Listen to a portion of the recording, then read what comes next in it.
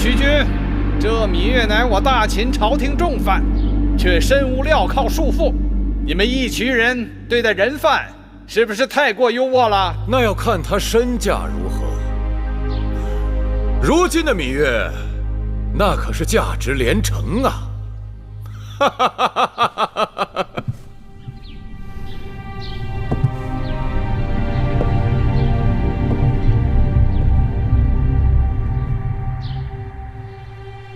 芈月妹妹，多日不见，别来无恙。多谢惠后惦记。你终于回来了，这一日我苦等良久。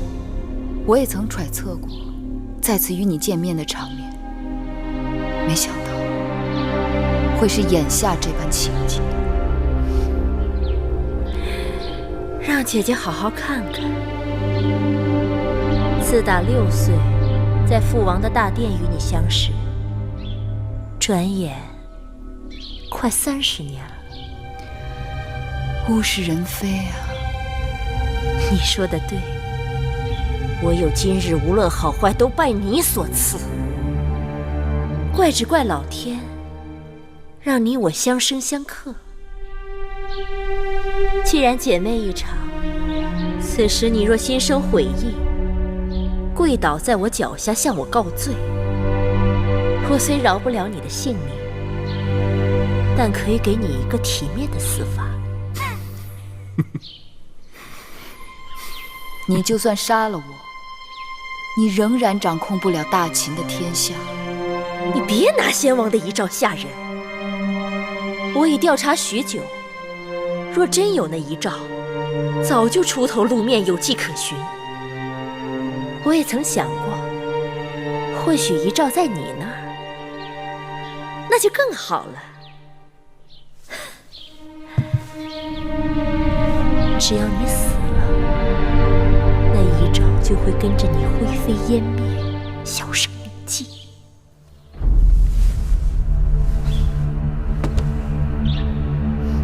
你的如意算盘打得太好了。咸阳城在我手上，所有的王军和禁军也受我治辖。魏夫人和武王后也将归顺于我。只要公子壮顺利登基，其他的人只能顺应大势。你不要以为你那个弟弟魏冉会来救你，我即刻下令发兵围剿。过不了多久，他们就会去黄泉路上与你作伴。你做不到。能否做到，反正你是看不到。芈姝，可怜你愚钝如此，你本非歹毒之人，却为了点滴私欲弃明投暗，偏偏一条路越走越黑。你害了你的孩儿嬴荡，更害了大秦。先王若是地下有知，如何饶得了你？好个芈月，不见棺材不落泪。珍珠，张嘴。是。你干什么？放肆！义渠君。惠后，你不要忘了，芈月眼下还是我的人。你想要的我全都给了你。这芈月是我大秦的囚犯，带着你的人，全都给我滚出宣誓殿！大秦乃礼仪之邦，惠后，是你请我来的，就不该轻易下逐客令吗？啊！你还想做什么？把这些一群野人给我撵出殿去！你们这是逼着老子翻脸了是吧？在下早就想领教义渠君的身手了，请来。惠后，惠后。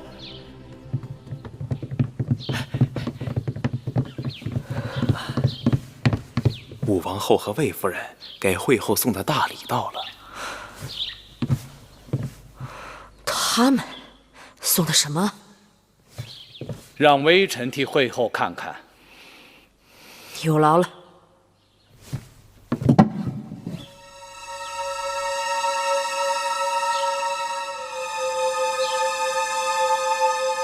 衣物？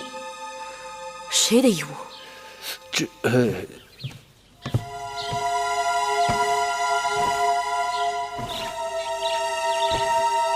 是公子壮的。冯家，昨日是谁给公子壮送信的？正是小的。他们把公子壮弄到哪儿去了？小的只是奉武王后之命行事，公子壮出宫之后的事，小的一概不知。好你个冯家，我待你不薄，提升你为患者令，你居然忘恩负义，卖主求荣。惠后此言差矣，小的的主子早已是武王后，小的对武王后始终不二。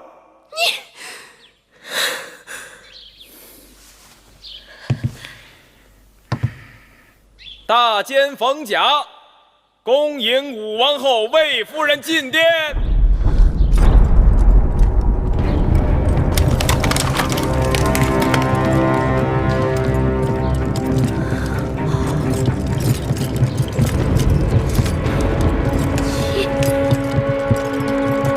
你们这两个犯上作乱的东西，也敢走进宣誓殿？快把这几个贼子拿下！谁敢动？武王后怀的可是大秦的储君，有2个脑袋的，过来试试。义渠君，惠后答应给你的东西，我们一样不少都给你，再加万金。你把芈月交给我们如何？那你先把你的万金抬上大殿再说。我们武王后拥有大秦天下，哪儿在乎这点金银？快来人呐！把芈月用链子锁起来，关进囚笼。放肆！芈月是惠后想要的人，岂容你们染指？小人呐，你不看看老子的剑，答不答应？至于惠后，武王后马上就要生下武王的子嗣，你也该交权了。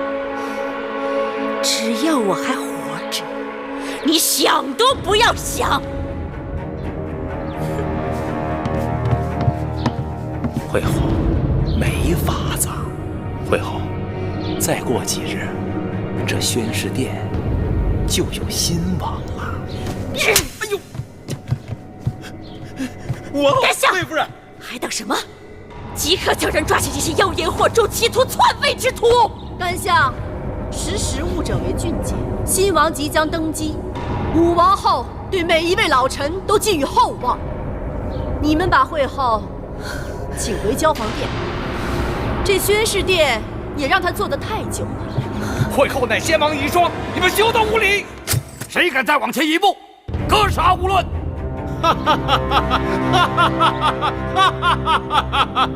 虎卫在，咱们也该动手了。好啊！先将这个阉人给我拿下，他敢冲撞贵人，拔了他的舌头，再关到囚笼里去示众。是。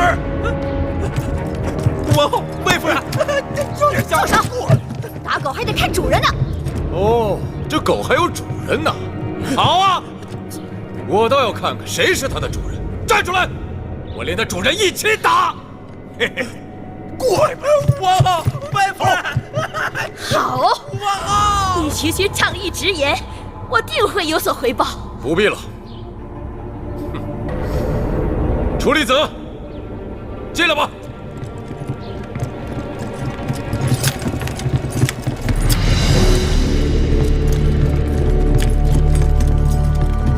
楚离子，司马将军，你们怎么来了？臣奉先惠文王遗诏，迎新君继位。哪来的遗诏？哪来的遗诏？武王后身怀大秦未来的储君，就算是先惠文王有什么遗诏，你们也应该跟武王后知会一声。魏夫人不说我还忘了，武王后身子沉重，十分辛苦。只可惜，储君在哪里？难道你们还要继续耍这骗人的把戏吗？你说什么？我说什么？我说什么？你们应当心里明白。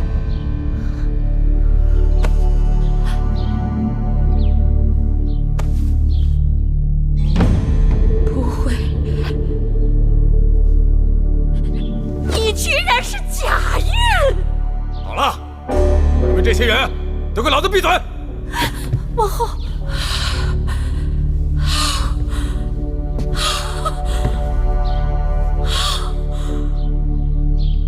糜夫人，请吧。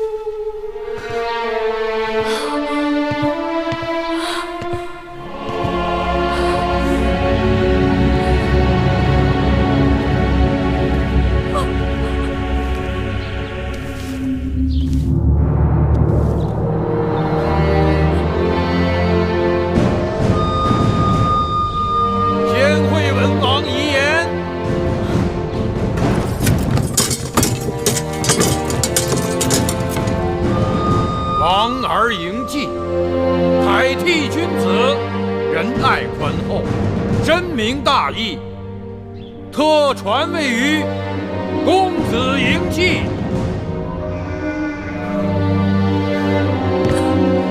恭迎新王上殿！恭迎新王上殿！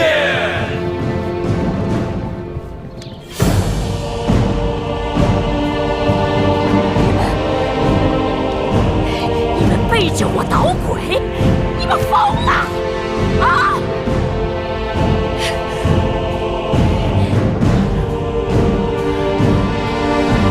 拥戴这么一个黄口小儿，他非嫡非贤非长，为什么？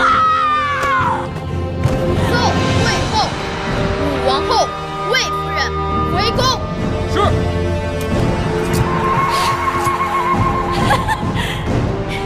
你们都睁眼看看他，他凭什么为王？我是帝后，非我认可，没有人有资格登基做大秦的君王。我等受先惠文王遗诏，拥戴公子季继位为王。甘香，你呢？说话呀！会后，大势已去，你还是回交房殿吧。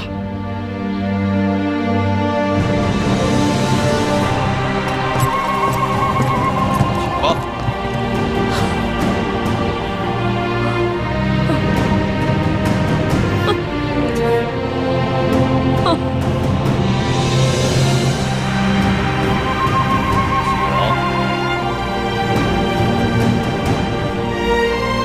请吧。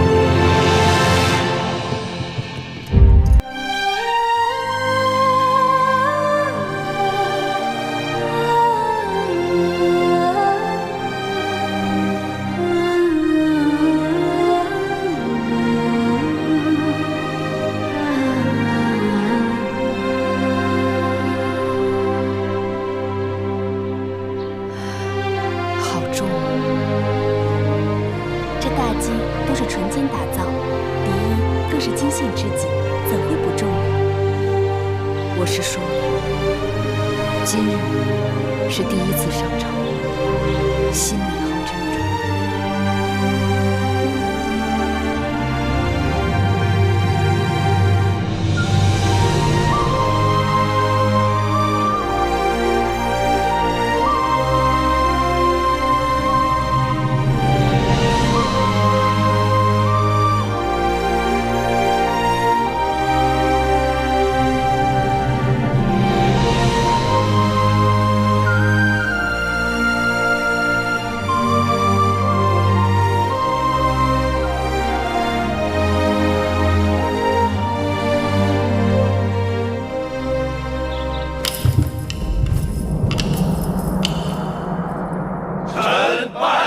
糜夫人拜见大王。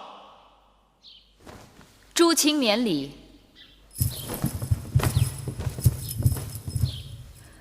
今日议立何事？臣处理集有奏。准。先武王当在洛阳并天，子贡已经运回咸阳，因朝廷内乱，迟迟未曾落葬。既然武王当的灵柩已经回到咸阳，当葬入王陵。是。会后所言极是。干相，你说什么？微臣说会后英明。芈月糊涂了。干相先前一直尊芈姝为惠后，何以又尊我为惠后？芈姝失德，当废尊位。如今大王正位，当尊您为正位，为母后，复先王氏为惠文后。芈月最恨人云亦云。既然惠后之称已被占用，那芈月懒得去争抢，还是免了吧。我们做臣子的，总得给大王之母后一个尊位。尊不尊在心里，不在嘴上。臣以为，芈姝以惠文后身份行令数年，未免混淆，当为芈夫人另拟一尊号。臣赞同雍大人之言。臣也赞同。这雍大夫之言的确有道理，臣也赞同。既如此，不知诸卿拟何尊号？武王以君王之尊而效匹夫之举，因之殒命，令得秦国大乱。此乃芈姝教子无方，有失母德。想当年周武王英年而逝，一下成王年幼，幸得母后王姜辅佐，匡正王道，从而成就周氏江山数百年，至今不灭。周氏三母称太任、太姒、太姜，臣以为当以太字为尊号，称太后。太者大也，也作太字，而以为形容未尽之意。故以太字为最尊，王之储为太子，王之母当为太后。臣以为芈姝有失母德，太后当尽母职，代王摄政以匡正王道，行古人未行之新政。故建议自今日起，王之母当不负前王谥号，另行单独称为太后，不知可否？臣以为魏冉将军、雍瑞大夫所言甚是。初离子以为如何？臣但遵王意。既如此，自今日起就尊圣母为太后。寡人年纪尚小，为了大秦王业，当由母后临朝称制，代掌朝政。臣拜见太后，愿效忠太后，凡有所命，誓死相随。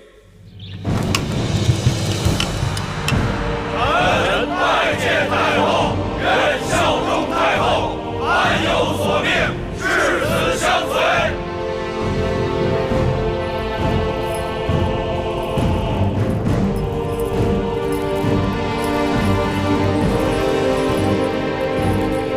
芈月愿与众卿携手，兴我大秦王业。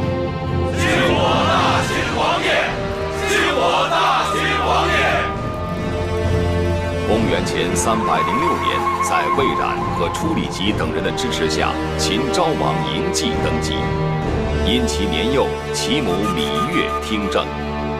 自此开端，中国历史上有了第一个太后。芈月开始了长达41年的执政生涯，史称宣太后。如今那公子季已经登基了，我们忙活了这么久，全是在为他人做嫁衣裳。我们的运气算好的了。不知这芈月是一时顾及不上，还是有别的顾忌？竟然没有即刻追究我们给他下蛊的罪责。按理说，芈月和我们结怨极深，就算不即刻拿走我们的人头，也应该把我们打到掖庭冷宫去。谁料却把你我放在这披香殿，也不知道他是什么打算。他那是欲投鼠而忌器，不得已而为之，这是为了收服人心。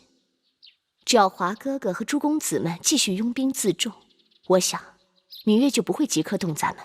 看来我们的指望都在华儿身上了。夫人，武王后，他来了。谁来了？会后芈姝。他来干什么？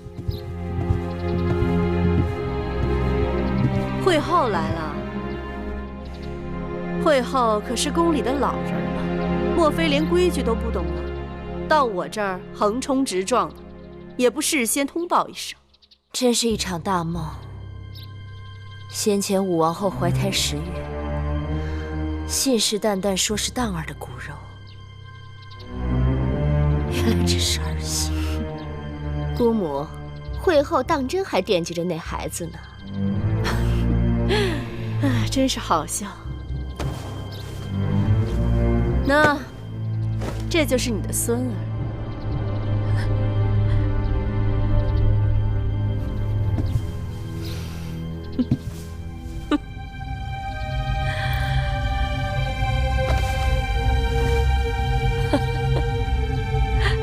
魏婴，这就是你干的好事。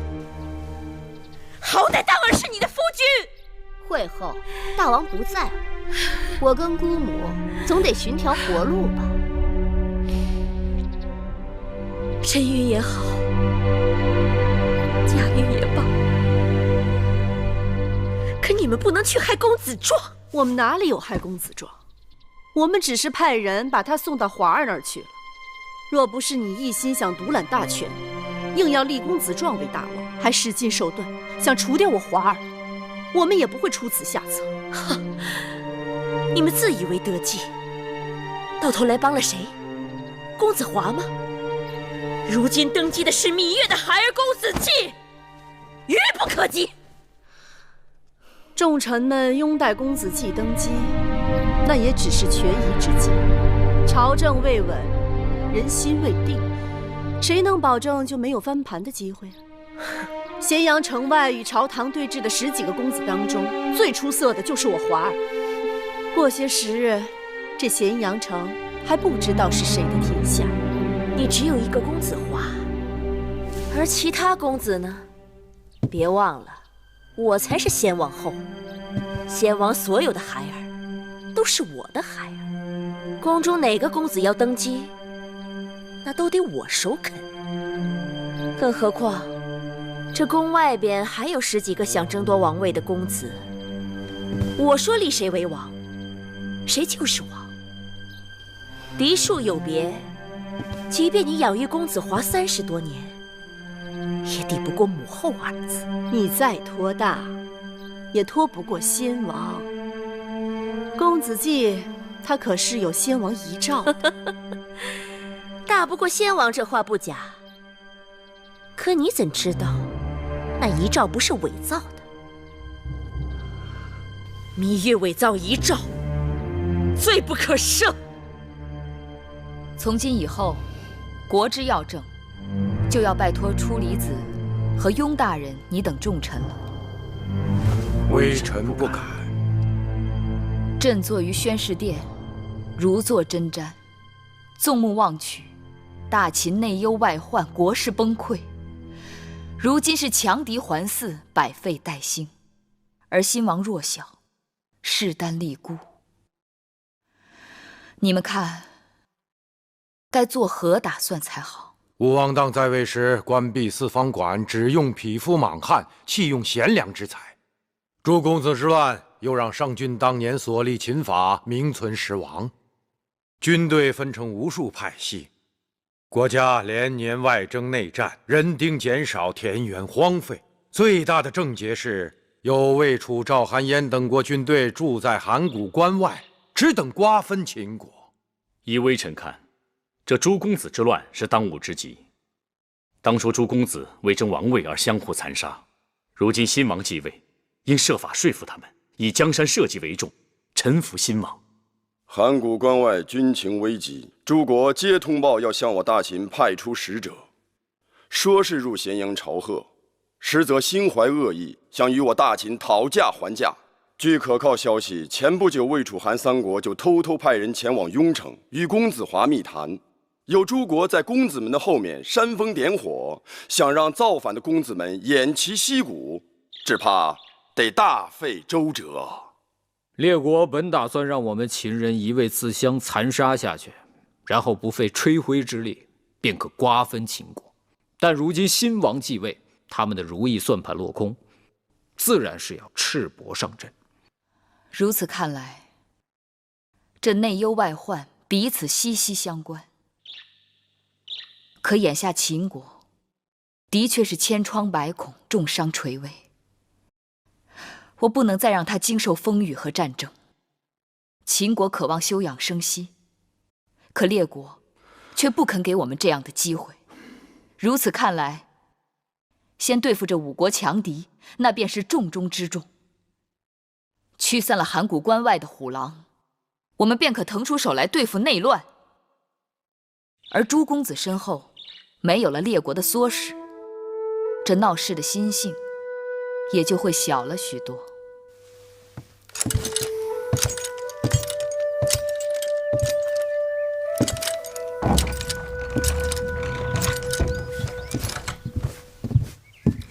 月儿，哎呀，你可回来了！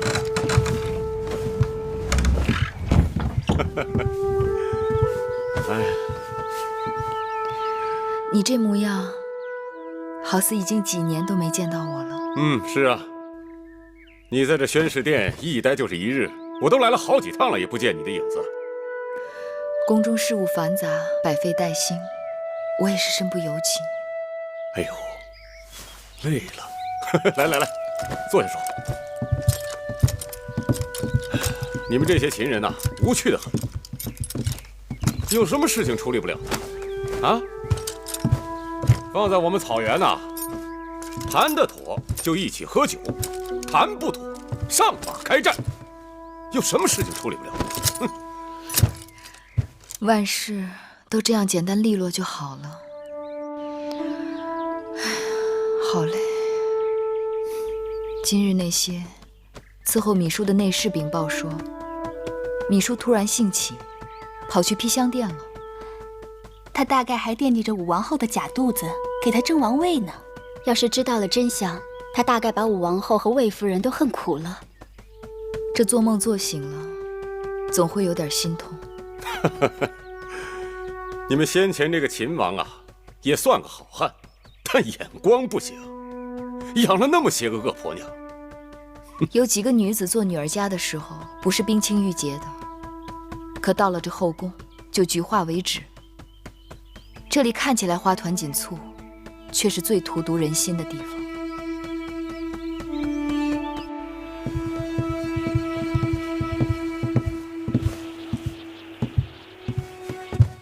天寒地冻，膳房特地给惠后熬了些肉羹，望惠后保重身子，辛苦姑姑了。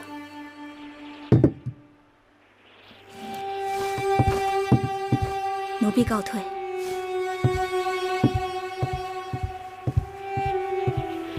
惠后，既然做了，那就吃点吧。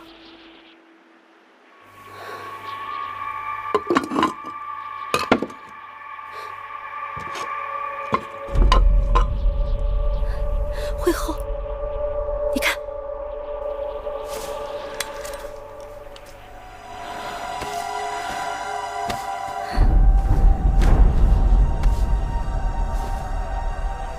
哼，我以为甘茂弃我而去，看来他还是识时务的。依婢子看，甘茂这人是脚踏2条船，楚离子等人在背后捣鬼。他从未事先对惠后提醒，公子季登基那日，他又临时倒戈，什么东西？臣子们的忠心是要有代价的。当日甘茂以为大势已去，一心想着攀新主子的高枝，只可惜他在芈月那儿是热脸贴人家的冷屁股。回头想来，还是我这条船更为稳妥。如今有了出宫符节，魏延又写了亲笔信给公子华，杜瑾也联系上了公子华，我们可以离开咸阳了。月儿，怎么了？秘书那个恶婆娘，她跑了。秘书跑了？据说这2日她一直闹头疼，把身边伺候她的人全都赶走了。今日侍女给她送晚膳的时候，发现那居室里已经空无一人，她的贴身侍女珍珠也跟着一同不见了。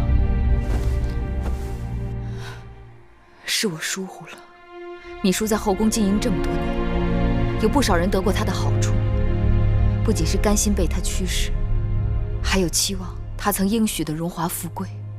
她这一跑，只怕在外面又要兴风作浪了。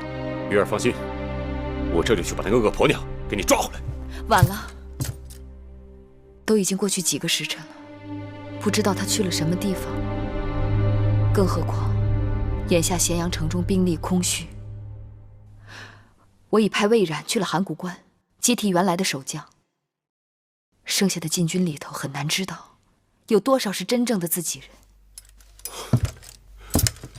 月儿，既然如此，就由我们一群人与秦军共同把守宫禁，保你安枕无忧。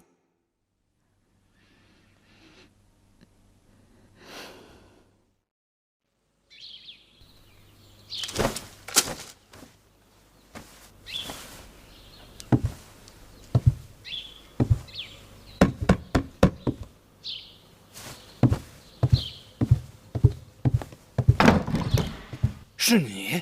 甘相可是心浮气躁了？您怎么来了？你不知道朝廷正满咸阳在抓你吗？哦，对了，会后眼下如何？放心，此刻会后正在雍城公子华的驻地里安然无恙。正是会后叫我来给甘相问安的。公子华与会后总算联手了。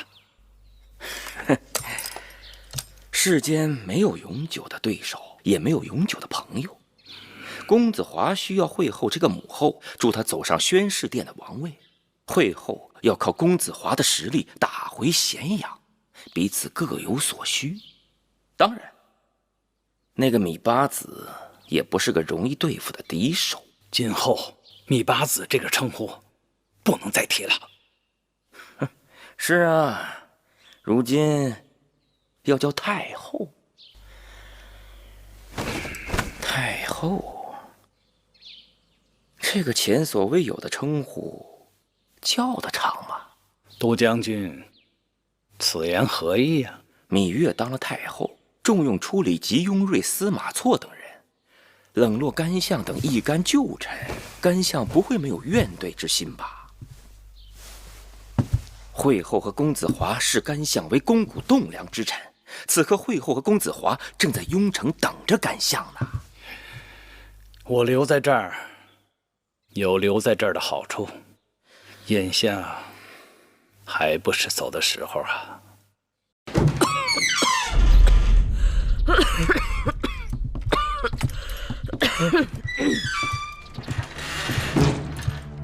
拜见母后。拜见母后。免礼，坐吧。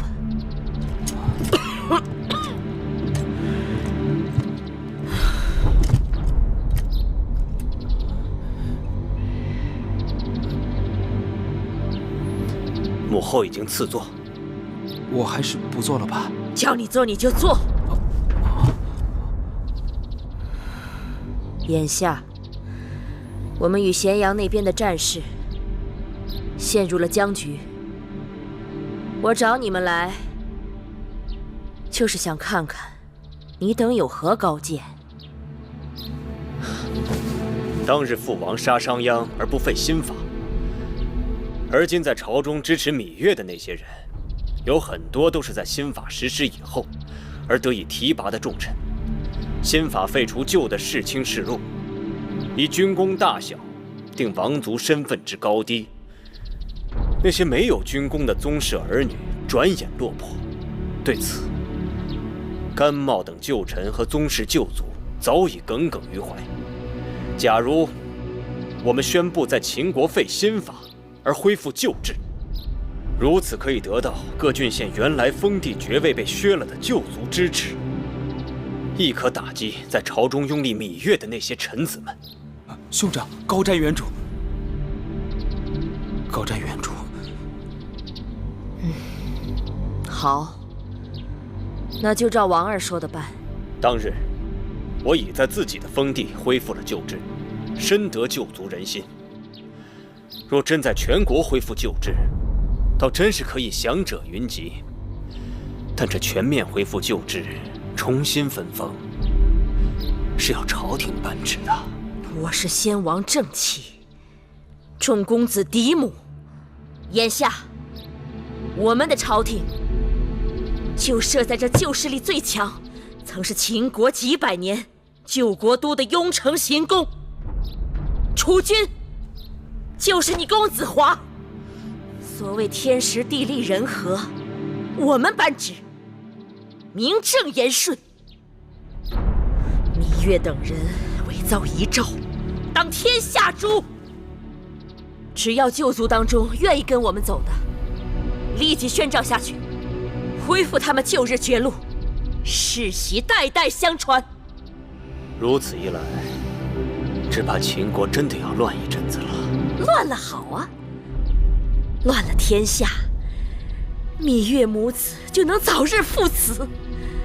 等我重回咸阳宫，我定以嫡母之位封你为秦王。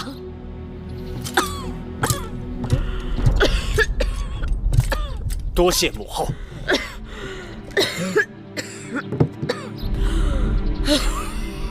下去吧。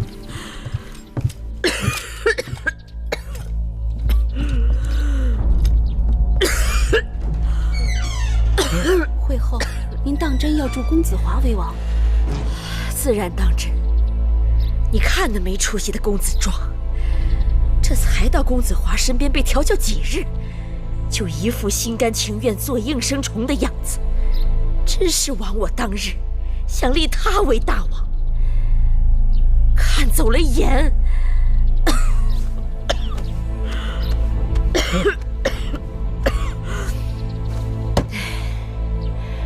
不过，我不光答应了公子华为王，也应允了子雍、子轩、子峰等人。到头来，还得看他们个人的本事。此刻看来，公子华是实心实意愿被会后所驱使。他是想一呼百应，一夜杀进咸阳城呢。不过他的心思倒也合我的心思。可公子华跳得这么凶，芈月会不会泄愤，按捺不住杀了魏夫人？杀了有何不好？那芈月一直摁住不肯杀魏延，是因为他投鼠忌器。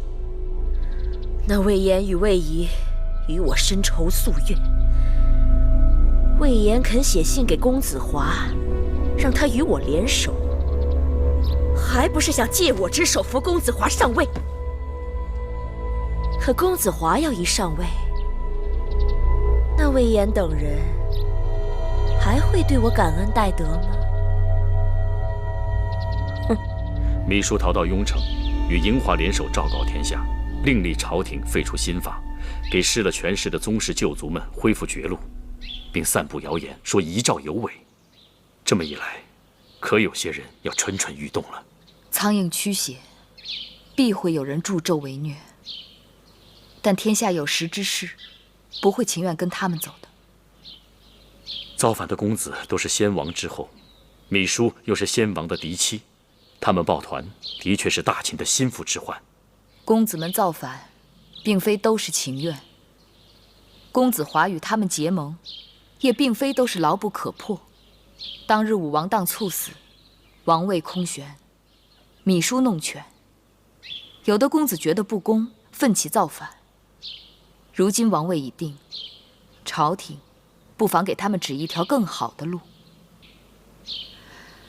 我已经书信给过去的旧友，请他们进宫做客。照理讲，有一个人今日就该到咸阳了。太后，您看谁来了？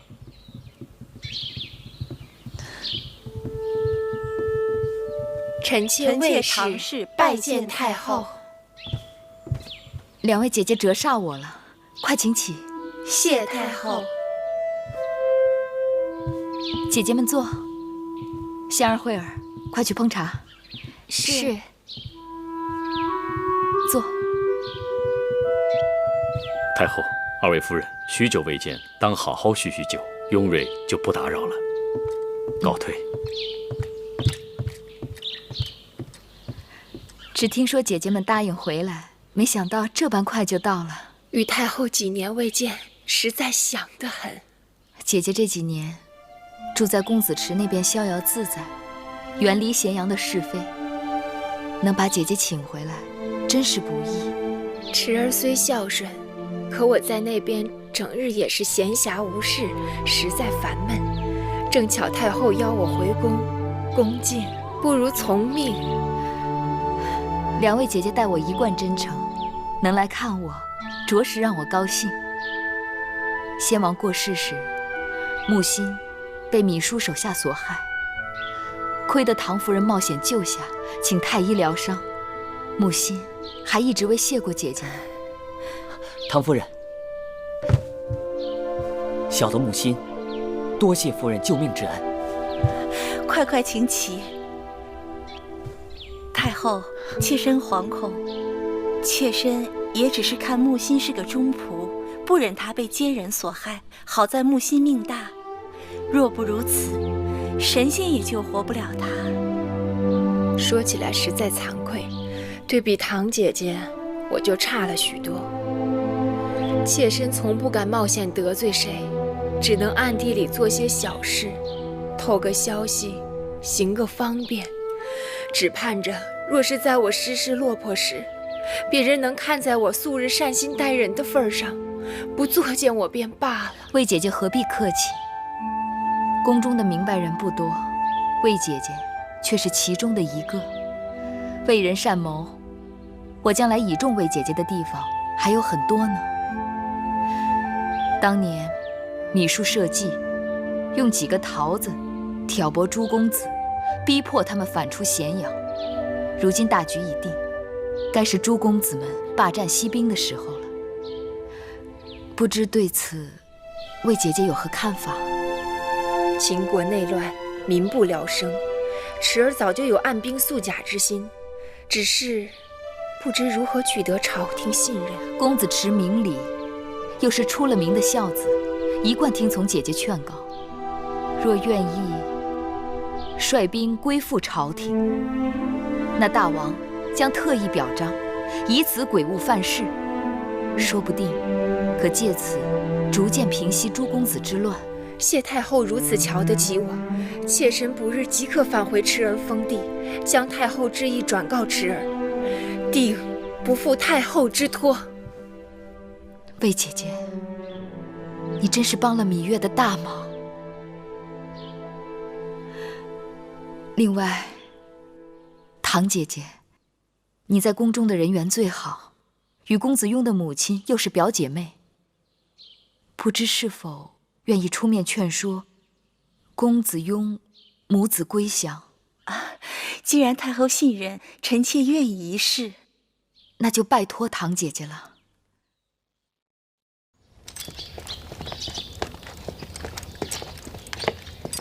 进去吧。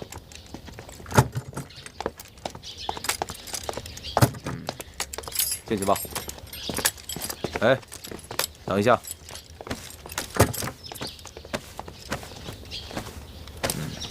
进去吧。岂有此理！简直是闻所未闻！我大秦宫禁，怎么可以让那些敌中之人来把守？我大秦臣子又怎么可以让一群人随意搜身？太过分了！我们手头的兵马都调去平乱了，眼下这攻进守卫之事，实在是捉襟见肘啊。这蒙将军啊，说的甚是。再怎么说啊，也不能让胡人在宫里胡作非为。这一眼望去啊，简直成了狄戎人天下了。甘相此话不妥。义渠在先会文王之时，就是我大秦的一部分了。此刻你张口胡人，闭口狄戎，岂不是要把他们赶出去？紧急军情！紧急军情！紧急军情！紧急军情！禀太后，公子华就和公子轩、公子峰和公子少官等8位公子，以奉会后之命为由，欲进逼咸阳，讨伐大王和太后。函谷关外的各国兵马也与众公子遥降呼应，蠢蠢欲动。有魏冉在，我不用担心函谷关。谋反公子的兵马离咸阳还有多远？公子峰的兵马进展最快，离咸阳大约还有5日的路程。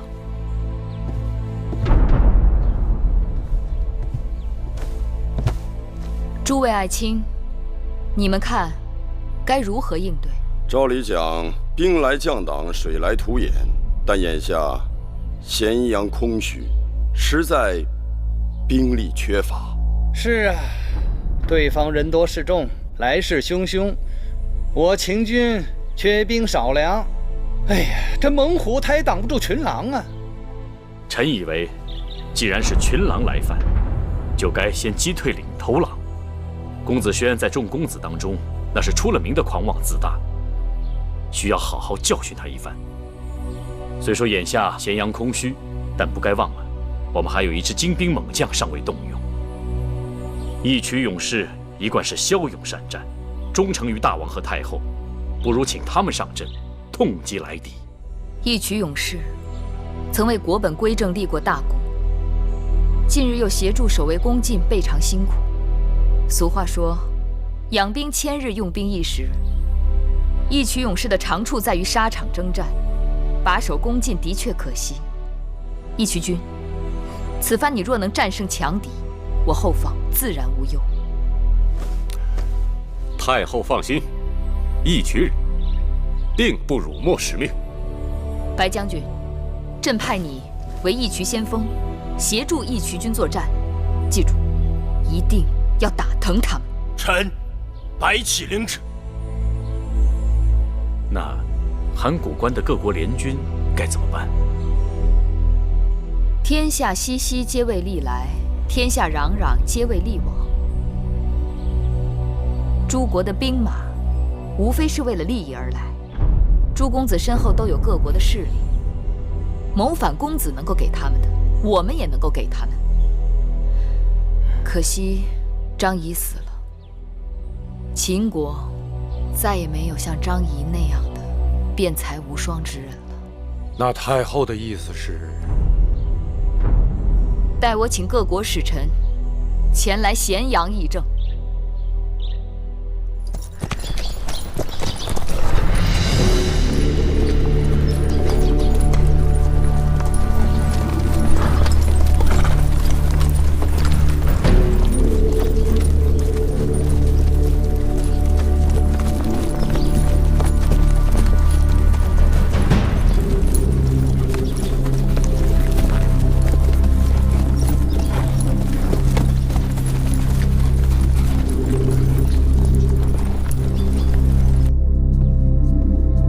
拜见太后。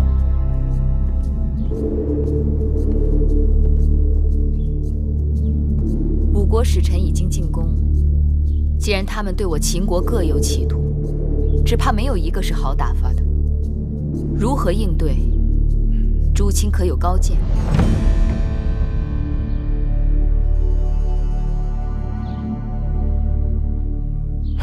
诸国邦交错综复杂，只能酌情处理，择善而从。那哪位爱卿愿意不辞辛劳，担此重任？与列国使臣交涉，这少一句，哎呀，就是丧权辱国；这多一句，就是惹祸，挑起事端，兵连祸结呀。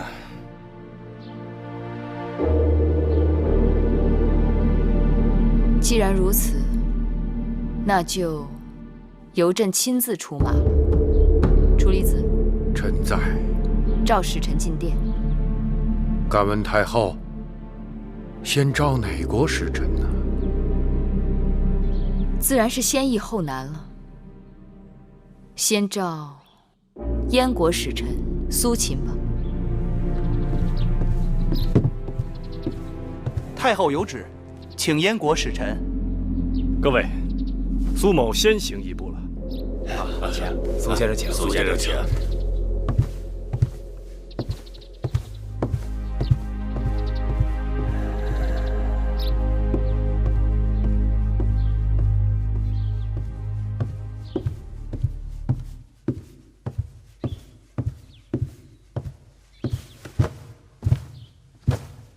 燕国使臣苏秦拜见太后。苏相不必多礼，请起。赐座。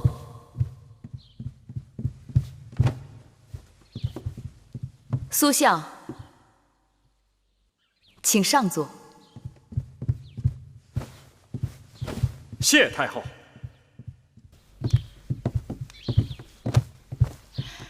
议后可好？议后日夜牵挂母国，牵挂太后。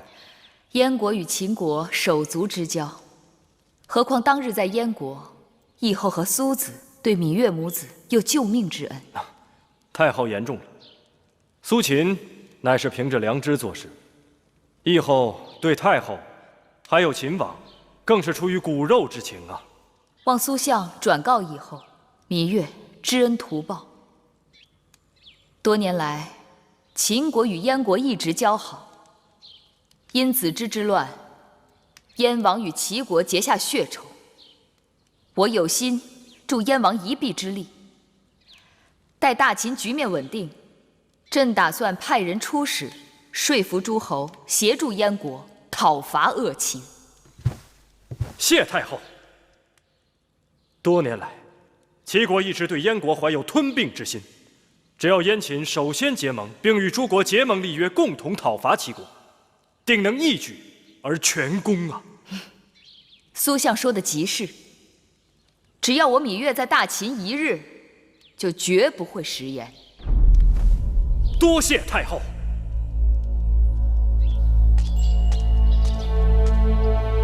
太后有旨，请楚国使臣。哦，哎呦，苏相，晋大夫，这是？这是秦国太后写于我国议后的信。苏相，是要撤兵了吗？议后挂心芈夫人公子季的周全，让苏秦率部函谷关外候命。如今公子季已经成了秦王，芈夫人成了太后，苏秦自当回朝消灭。告辞了。不送不送。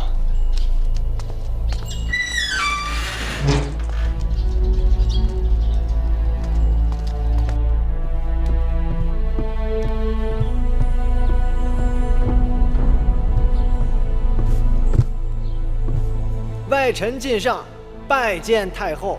晋大夫何须多礼，赐座。晋大夫，请上座。谢太后。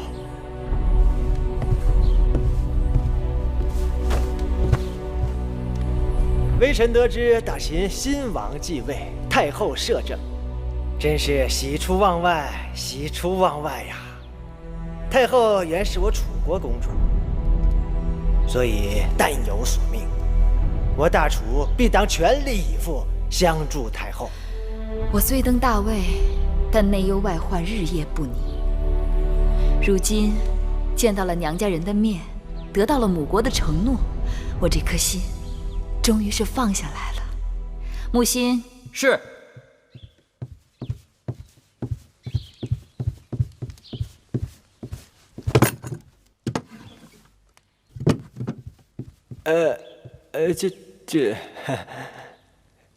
晋上无功，不敢受禄。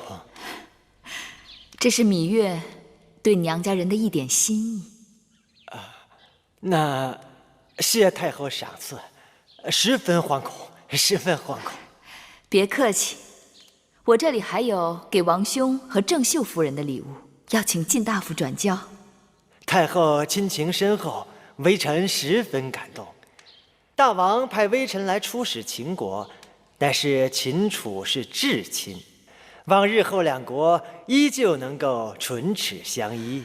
说到唇齿相依，我倒是有一个想法，不知晋大夫以为如何？太后请讲。我是楚国之女，虽到秦国多年，但一直心念母国。眼下幸蒙先王遗诏，少司命必有，方使我幼儿登上王位，我也不得不为了他强撑局面。但晋大夫知晓，我本庶女出身，不懂得国政庶务，而秦国的文武大臣都各有各的算盘，身边无一人相助。若是能有几个来自母国的贴心人，在朝中为我出谋划策的话，太后放心，晋上回朝必请大王多派楚国宗族入秦，辅佐太后。那太好了。不知太后可有中意的人选？我一个后宫妇人，能知道什么人选？我在楚国见过最能干的人，莫过于晋大夫你了。不如就你留下来，作为我秦国的上大夫，如何？晋上才识浅薄，不堪重任。才识倒也不重要，忠心却是第一位的。我要的是绝对靠得住的娘家人。让我想想。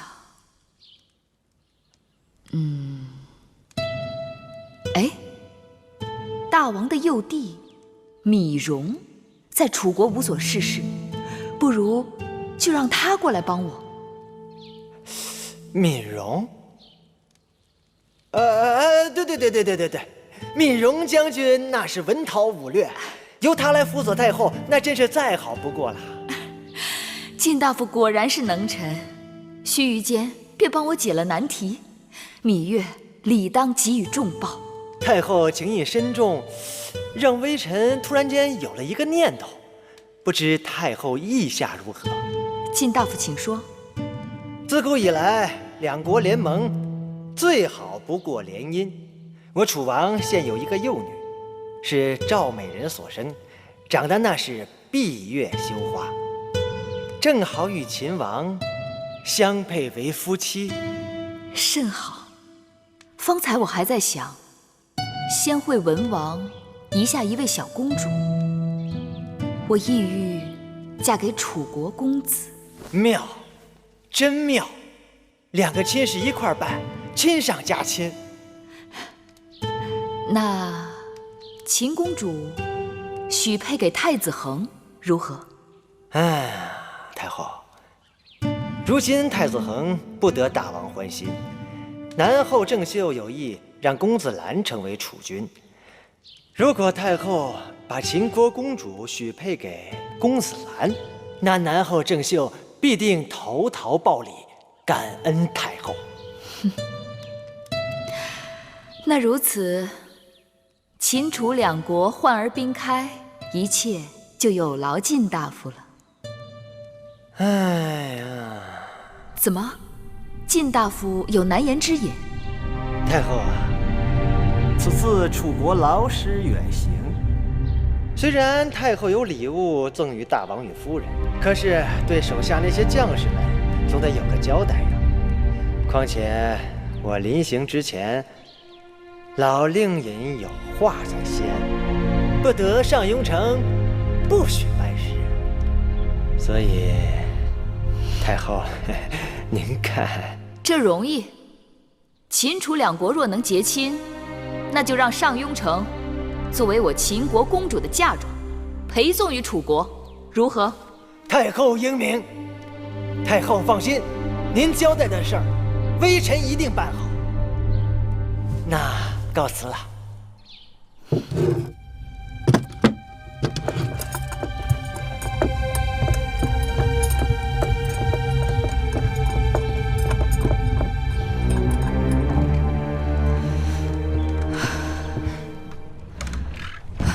下一个是谁？是韩国使臣张翠。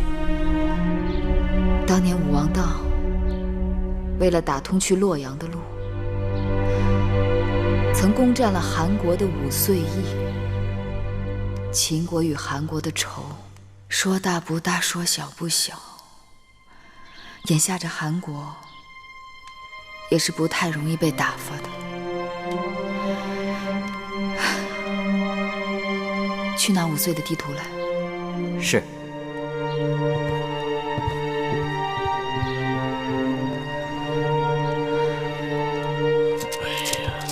已经过去2个时辰了，也不知前面到底结果如何了。是啊。国之大政，我们这些做朝臣的、做国相的，这一点不得而知，还不能插手。这还有我们这些大臣们何用？楚离子，你倒是说话呀！你是左相，我是右相，这个时候我们总得有个说法。此事交给你，你能办得了？就算我办不了，可那太后只是后宫妇人，这么大的事情，总该跟我们这些臣子们商量个章程啊！既然太后不肯商量，那就等等看结果吧。大人，商谈的结果出来了。去！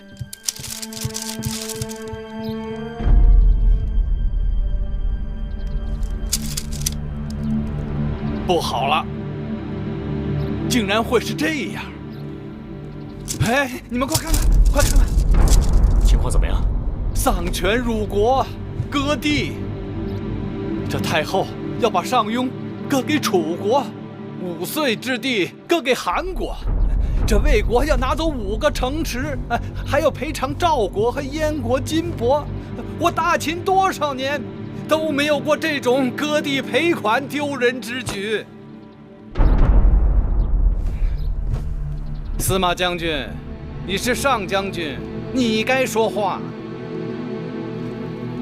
孝公的时候，我们割让城池给别人；到先惠文王的时候，是别人割让城池给我们。列国之际间，强弱易位，城池转来倒去。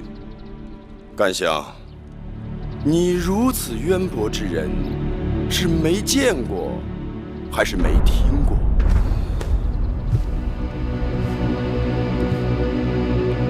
你身为武将，竟然说出这种话来，你羞也不羞？我为何而羞？干相，前一阵魏冉曾带人在函谷关与韩魏2国拼死苦战，秦国将士已损失10之7八。这次若与5国交涉失败，诸国定会群起而攻之。你若手中还有兵马、粮草、武器，就赶紧发给我们，我等即刻就去边关与敌国决一死战。这司马将军是未战先怯呀！我甘茂吃的是朝廷俸禄，得的是大王恩惠，为了这大秦江山，哪怕是孤身涉险，也在所不惜。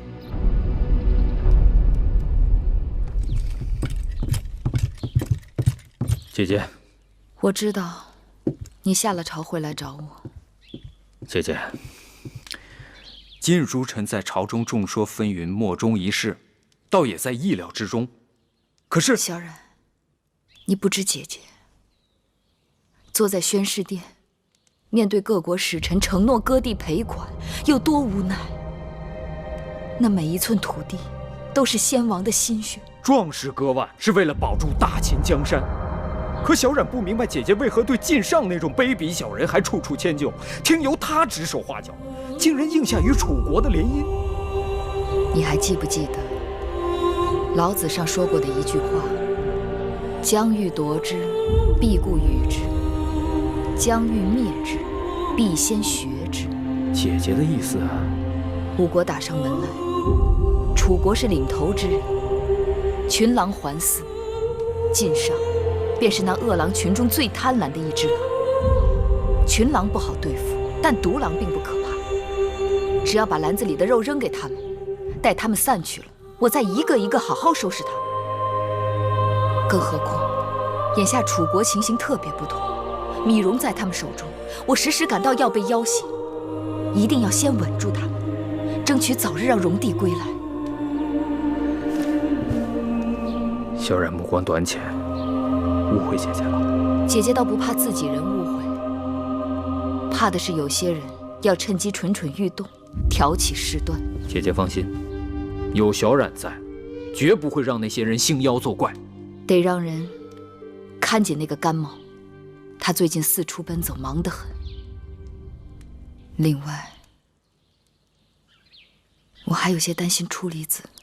既然吴国已经派了使者来跟秦国谈条件，不知芈月会把我们当何种筹码，来跟魏国交涉。这芈月虽然诡计多端，但父王派来了公子无忌。这公子无忌可是魏国第一贤才，我相信他一定会想出一个万全之策来解救姑母和仪儿的。芈姝已经拿着我的书信去了雍城，他若真肯立华儿为王，华儿也定能帮他返回咸阳宫。华儿是我们的赌注，也是魏国的赌注，因为华儿那公子无忌不会将我们弃之不顾的。夫人，怎么样？见到公子无忌了？见到了。我告诉他，夫人和武王后都日日思念母国和魏王。公子无忌回答我，魏王也十分思念夫人和武王后呢。还说什么了？当时人多眼杂的，也没能与公子多说话。好好好，他能知道我们的心思就好了。托姑母的福，说不定我们即刻就有出头之日了呢。太后到！他怎么亲自来了？照照镜子，就算她当了太后，气度上也不能输给她。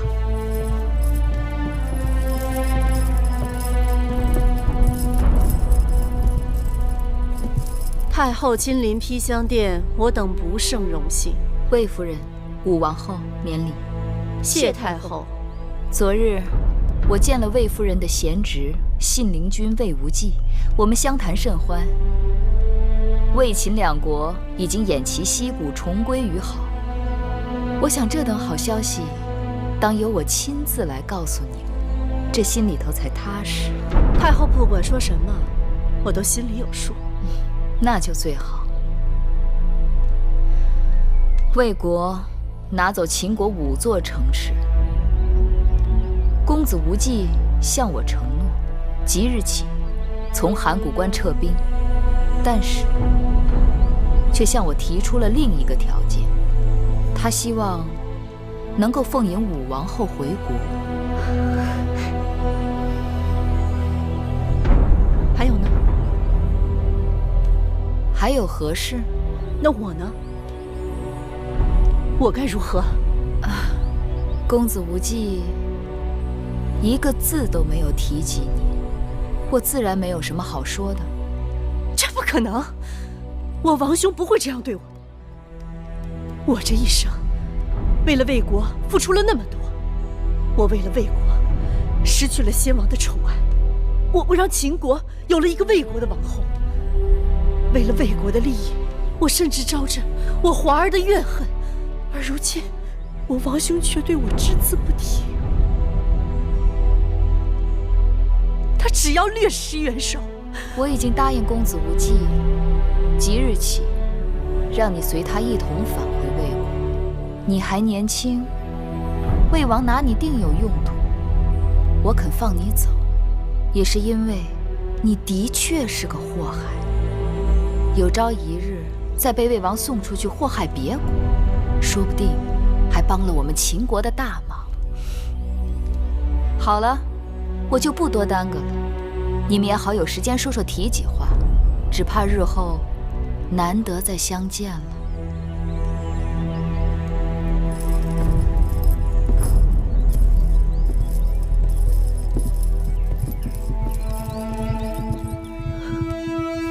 姑母，姑母，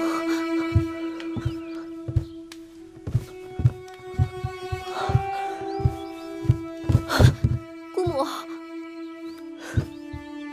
他们自然不会想起我的。你看，我都老了，都是一个老太婆了。他们接我回去有什么用呢？你姨儿年轻貌美，接你回去还可以为了魏国再嫁一回，我又有什么用呢？唉，我早该想到，什么娘家人，什么母国，哄你为他卖命的时候，说的多好听。姑母不要太伤心了，怡儿回到魏国，立刻会向父王禀报姑母的处境的。你也想骗我？你也要哄我相信你的话，让我继续在这儿一日日的苦等下去，一直到死还在做梦。你走，你走，滚！都给我滚！滚！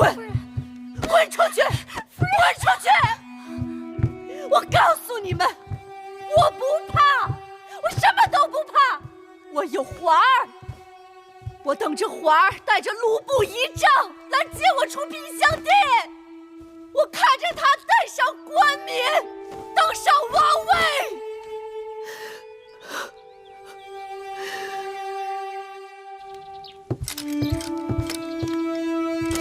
公子，刚得到消息，函谷关外的兵马已经撤退了。他竟然能让列国的兵马这么快就退了，这女人的手段竟如此高明。公子，成败尚在两可之间，公子不必太失望。叫我怎么能不失望？手中的胜算又少了许多。干相有话让我带给公子。说。干相说他会借芈月割地赔款为由，在宫中推波助澜，火上浇油，逼芈月退居内宫，还政于公子季。公子季那就是一个黄口小儿，对付他可比对付芈月容易多了。他到底割让了多少土地城池给列国？与楚国联姻，答应把上庸给楚国，将5岁还给韩国，又将武王后和5个城池给了魏国，谢燕赵2国以重金。就这么些？这甘茂也是老糊涂了。列国之间城池割让赔还本来就是常事，何况就这么几座城池而已。但这只是一个由头而已。干相借此已经游说了不少朝臣同意他的谏言，眼看芈月在宣誓殿就要坐不住了。甘茂竟有这等本事？非也，眼下是那些重臣们每日对着一个妇人跪拜臣服，俯首听命，而这个妇人刚愎自用，一意孤行，大家实在是痛苦难挨呀。有道理。那芈月坐在朝堂上，面对的敌手可就不是后宫那几个嫔妃了，而是满腹经纶的文武朝臣。他们可不像后宫那些个妇人那么好摆弄。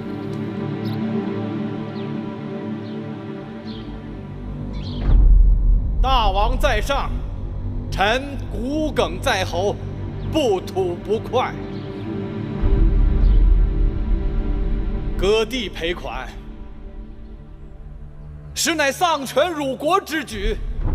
臣以为，太后如此行事，误国误民，臣等再不能奉诏了。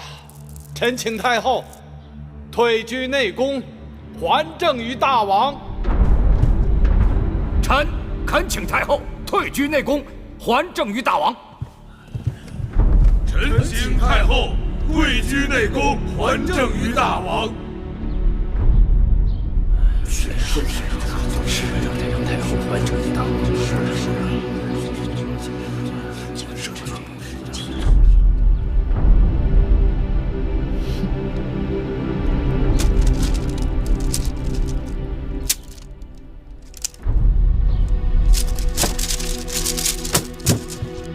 甘相自己看看，这是什么？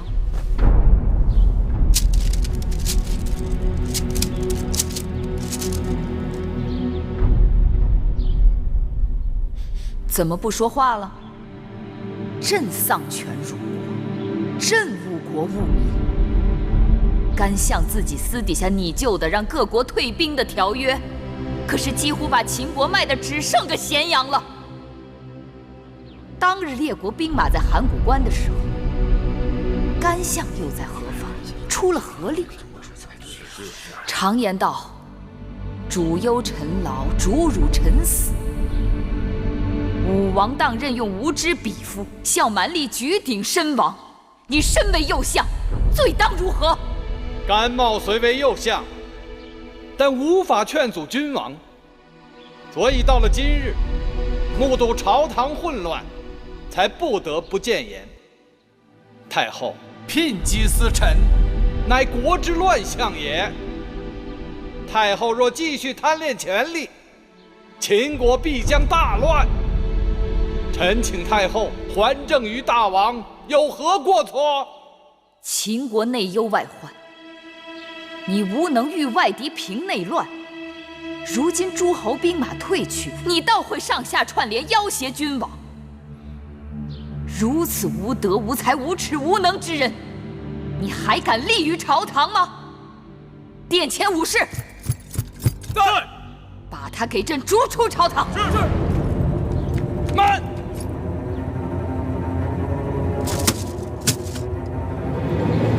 太后指臣无能，臣也不敢再居相位，就此请辞。至于驱逐，臣自会自己离开，不用烦劳武士。但太后如此轻客慢事，羞辱臣功。今日甘茂离开，不知来日这宣誓殿上还有何人可以立于此？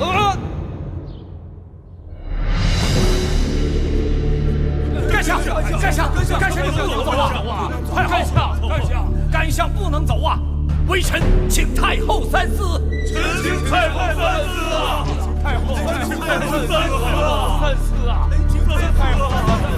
太后，甘相乃大秦3代老臣，于江山社稷，功不可没。你想要朕留他？是。他逼朕交权，退回内宫。这若是权宜之计，万事皆可商量。没得商量。初离子说，甘茂是3代老臣，可朕看他是朝廷的3代庸居。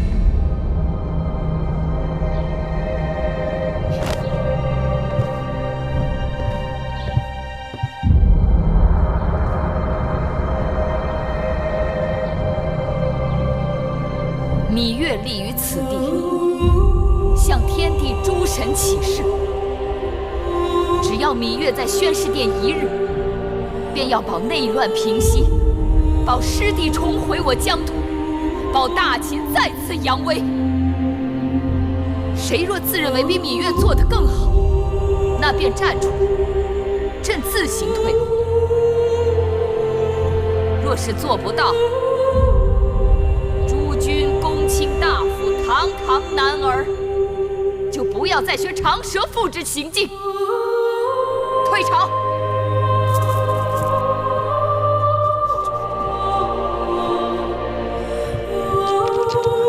弟子，此事你不能不管呐！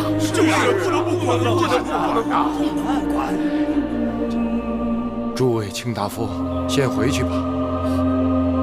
老夫定会向太后再三陈情。这真是啊！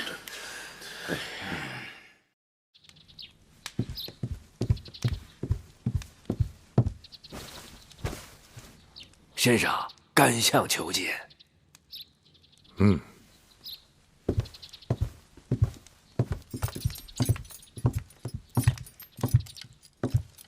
甘相不敢当，处理子。前日甘某已经辞官，不做右相了，不敢当这一声甘相之称。别这样说，甘相请坐。老夫正在上书太后，尽力说服太后挽留甘相。甘茂本是才疏学浅之人，蒙惠文王、武王两位君王的恩宠，拜以右相之位，以国事相托。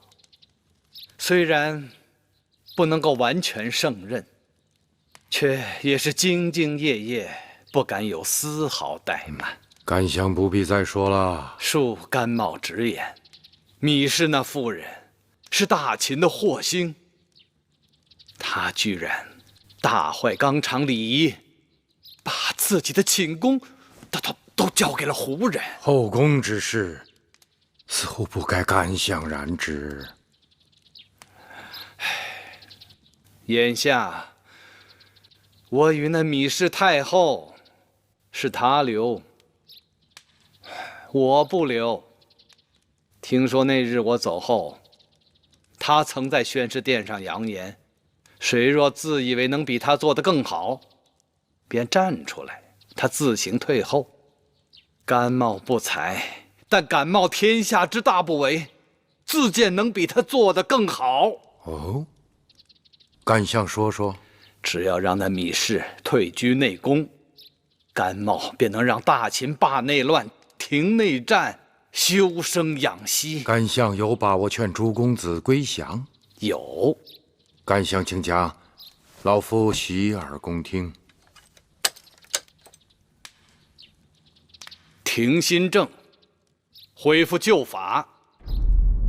只要将诸公子们目前所占有的土地作为封地，赐给他们永久所有，答应爵位可以世袭，并绝不在秦国设立郡县，实行周天子之法。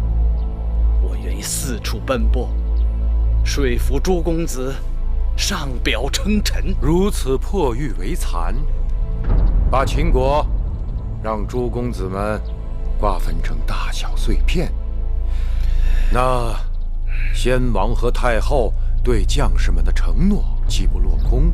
君行志，臣行义，我们身为臣子的，为君王效命，受君王封赏，乃是公平交易。君王为社稷着想，臣子们要为自己的家族考量。有些时候，君王让些权益给臣子们也是应该的。在下不敢苟同。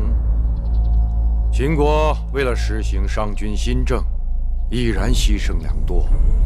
如果废除新法，恢复旧制，那以前的牺牲将付之东流，大秦对列国的优势也将丧失殆尽。难道你真认为秦国对列国有优势可言吗？列国征战数百年，却齐心协力，三番两次联兵函谷关下。除了秦国之外，还有哪个国家能让其他各国这样斩断夙愿而进行围剿？因为秦国搞的是秦法新政，他打破了列国数百年虽有征战，但实力基本伯仲之间的平衡。没有人能够容忍异端邪说国家的强大，所以必欲除之而后快。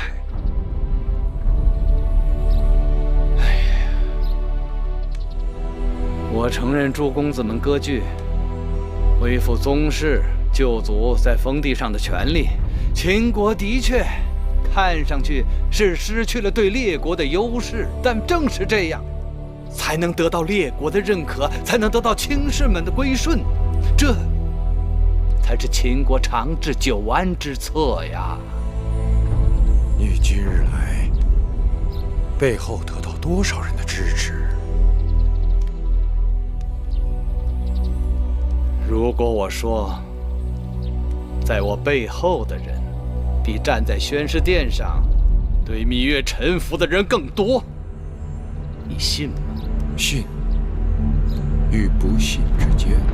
商君不是秦人，秦人流多少血他根本不在乎，他要的是自己的万世流传。那太后也不是秦人，他同样不在乎秦人流多少血，他要的是自己唯我独尊。可支持我的人，却是世世代代生活在这片土地上的秦人，曾经祖祖辈辈为这片土地抛头洒血，他们才是能够决定这片土地上应该何去何从的人。甘茂，你也不是秦人，却口口声声为秦人打算，只怕仍然是为你自己打算吧。楚离子啊，我是楚人，但多年来，我一直把秦国看作自己的母国，对大秦的忠诚日月可见。你走吧。你说什么？诸国之中，只有我秦国建国的时间最短，其他诸国已立国之时，我们的先人还在牧马。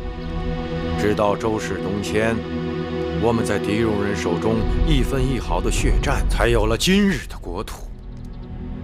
如果没有穆公任用百里奚与蹇叔，没有我父王任用商鞅，我王兄任用公孙衍、张仪，如果仅仅靠那些躺在功劳簿上享受先人余荫的老秦人，那大秦早就灰飞烟灭了。眼下，秦国危机重重，我的王侄嬴稷以他的母亲芈氏摄政，才让秦国在内乱外患中觅得一线生机。秦国的未来是要靠明君和贤臣决定的。可惜呀，甘先生，你不在此列了。识时务者为俊杰。楚离子，你今天拒绝了我，总有一日，你会为你今日的决定而痛哭的。臣拜见太后，拜见大王。诸卿免礼。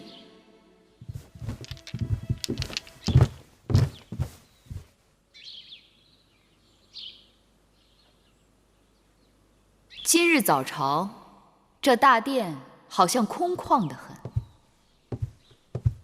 禀太后，这几日臣子当中，有不少人抱恙告假了。哦。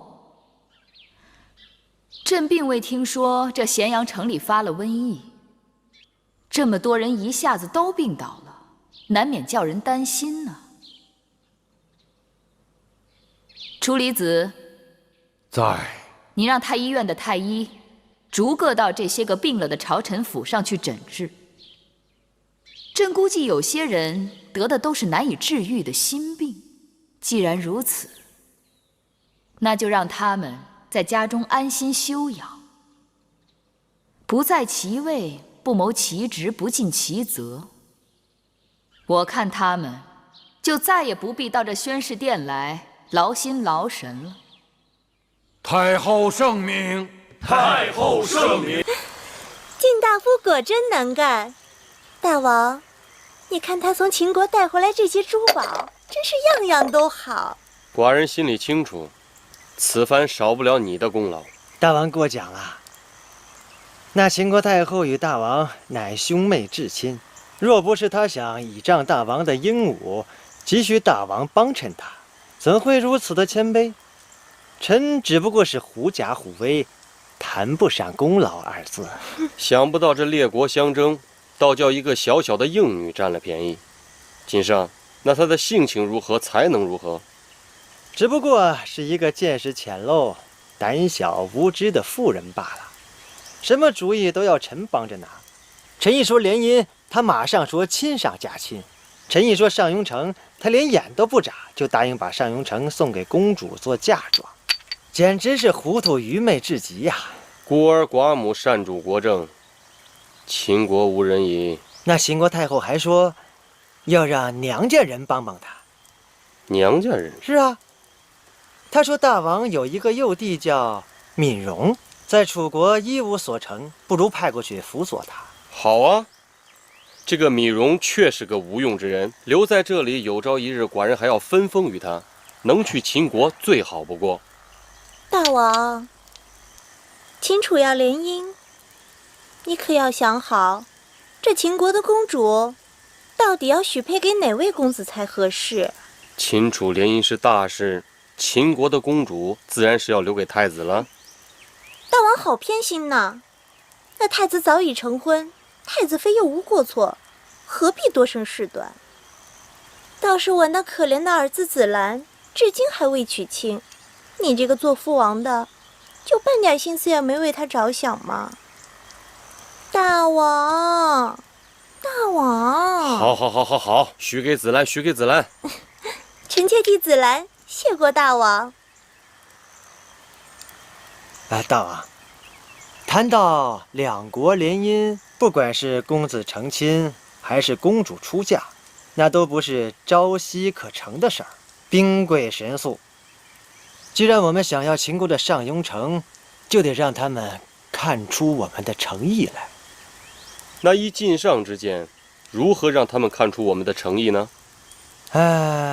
我看不如让太子入秦为质，这样就可督促秦国尽快交割上庸城。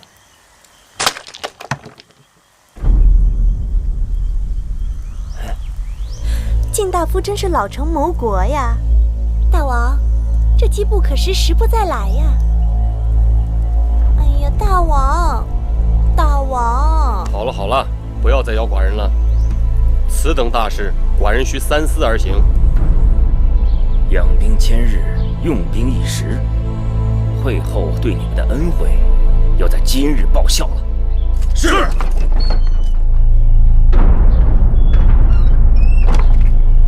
蒙敖将军，这位是禁军统领蒙敖将军。蒙将军。杜将军，咱们事先说好了，今日他们几个装扮禁军带他们进宫，只是挟持住太后，逼他退位还政于大王，并请回甘相。一切不可莽撞行事，更不可伤人。那是，蒙敖将军，只管放心。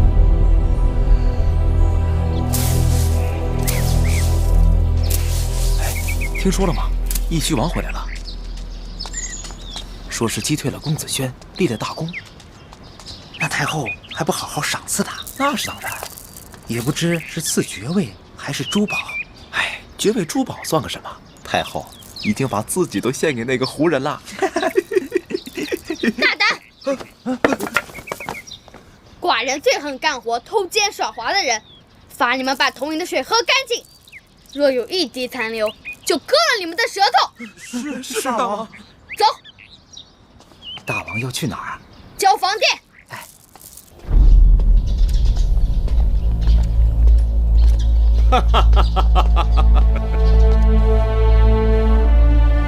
上次在朝堂上，我只说了句让他们在家中安心养病的话，那些个朝臣们一个个竟然病全都好了。看来有的时候我的医术比那些太医院的太医还要高。哎，前些日子我们给继儿和义渠君做的2件新衣放到哪儿去了？我去拿。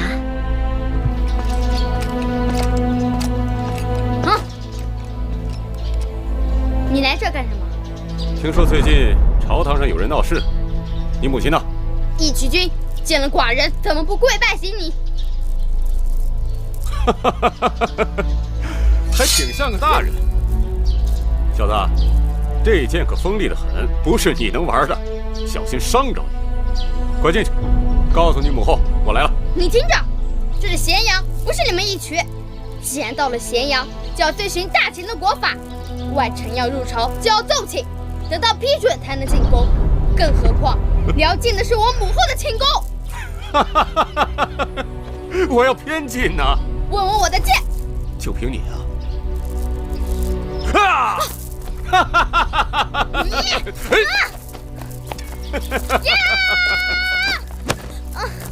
放开！小子，别得寸进尺啊！义渠君，继儿，玉儿，义渠君，你没事吧？你儿子想要我的命啊！这定是误会。你看见了，这流的可是血！义渠君，母后，母后。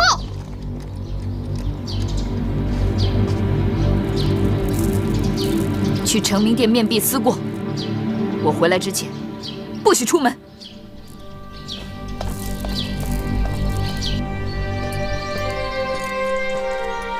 义渠君，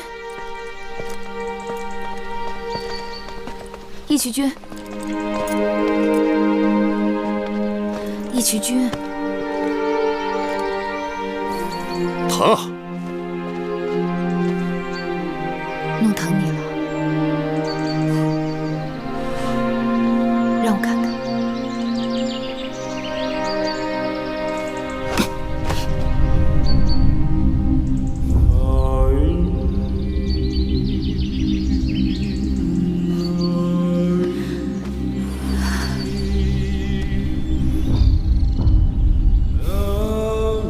你看你这个人，伤口还在流血呢。你还知道关心我？我以为你这个太后早就把我忘了。继儿还是个小孩子，你跟他怄什么气？哼，我可没跟他怄气。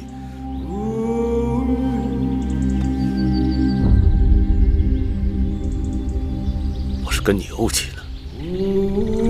行，就算是我错了，也让我先给你包好伤口再说。你还管我干什么呢？你让我死了算了。就你这点伤，想死没有那么容易。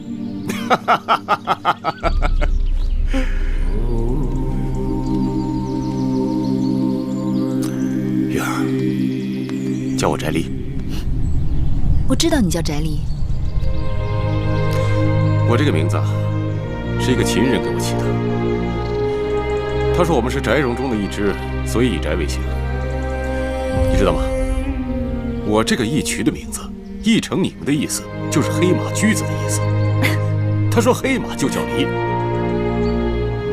黑马驹子？对啊，我出生那会儿，马厩里刚好也生了一匹黑马，所以我母亲就给我起了这个名字。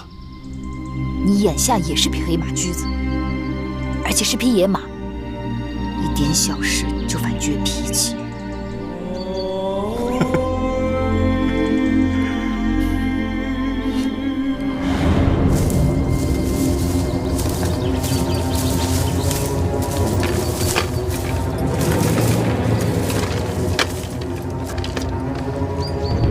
昏后有令，杀死芈月，赏金5000，封关内侯，11万户。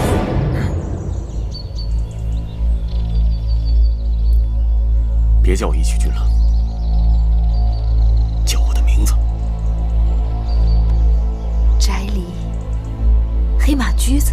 对，再叫黑马驹子。大点声。黑马驹子。再叫黑马驹子。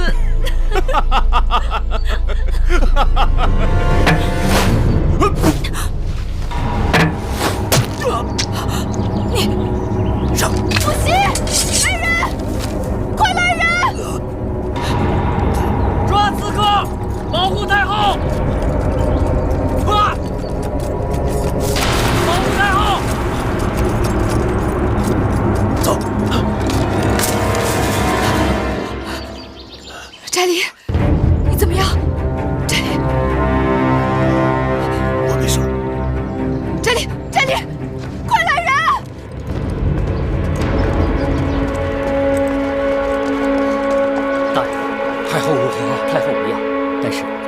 义熙君受了重伤，太医已经赶到了，正在给他疗伤呢。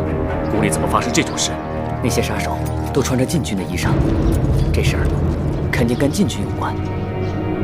如今掌管禁军的首领该是蒙敖将军。正是。把蒙敖给我抓起来！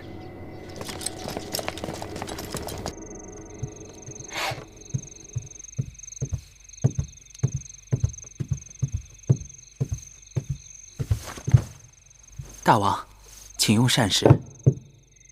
不吃，拿下去。大王，饮食有序，不食伤身呐。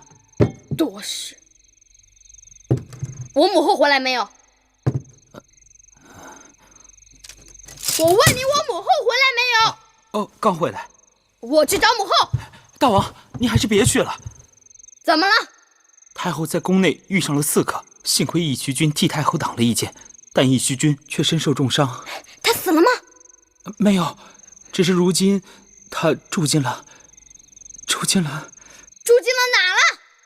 住进了太后的寝宫。什么？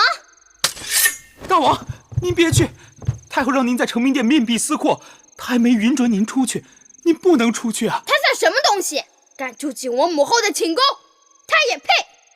早知道当时我就该一剑杀了他。大王，您不是不知道，他几次救了太后的命。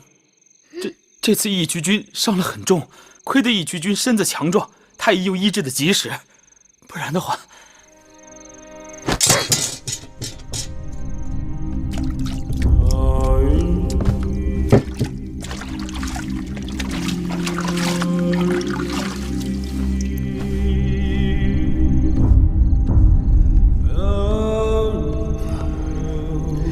义渠君，你终于醒了。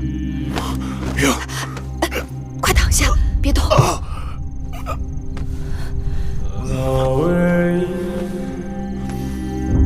你的伤，太医已经处理过了，没有大碍，放心吧。啊，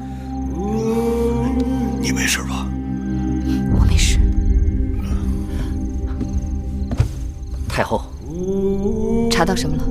雍大人查出，刺客背后的主使之人是惠后和公子华。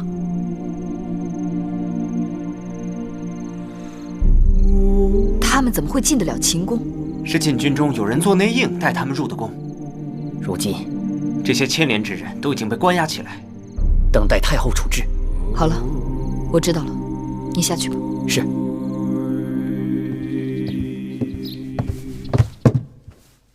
惠后，公子，微臣惭愧，没有杀掉芈月，只是重伤了那义渠人。怎么老是失手啊？那个义渠君多次坏我大事，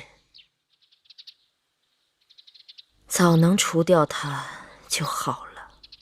蒙敖和手下被抓，禁军人心动荡，也说不定咸阳会出乱子。如此说来，虽未刺杀芈月成功，但若能酿起兵变，倒也是桩好事。母后，你看呢？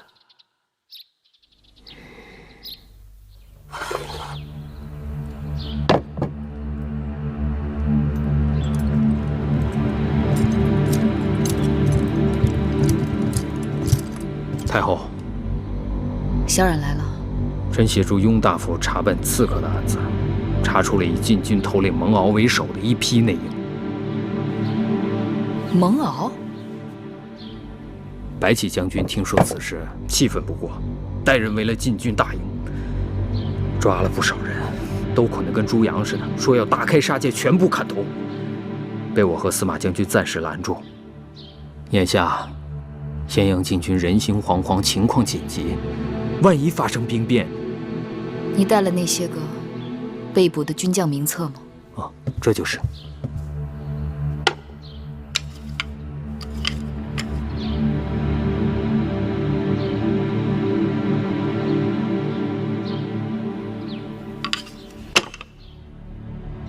传我的话，召集守卫秦宫的禁军将士，到宣誓殿前聚合。我要训诫。可是太后，怎么？您前几日刚刚遇上刺客，眼下这禁军里头一定还有谋反者。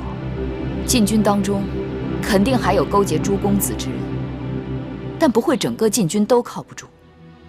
蜀贝只敢暗中下手，而整个禁军军事列阵，5人为一伍，5伍为一两，4两为一卒，5卒为一旅，5旅为一师，5师为一军。每个人周围都是4个人看着，任何人有一点异动，都逃不过别人的眼睛。想在禁军当中行刺，除非他是疯了，或者是急着自寻死路，所以用不着担心。是。拜见太后！拜见太后！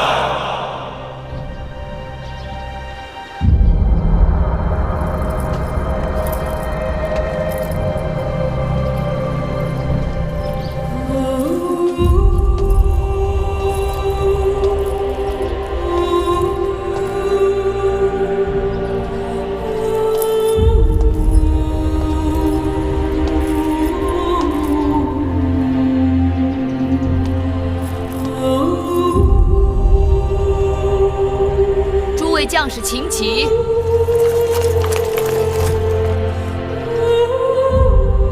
把他们解开。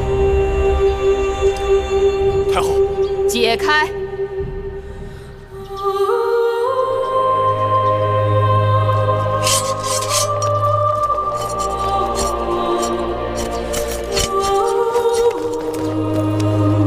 诸位将士，我问你们，你们为何从军？当兵吃粮领饷，在秦国当兵有前途。当兵吃粮领饷，在秦国当兵有前途。魏冉将军，你不必带他们回答。听声音，明明都是口不对心。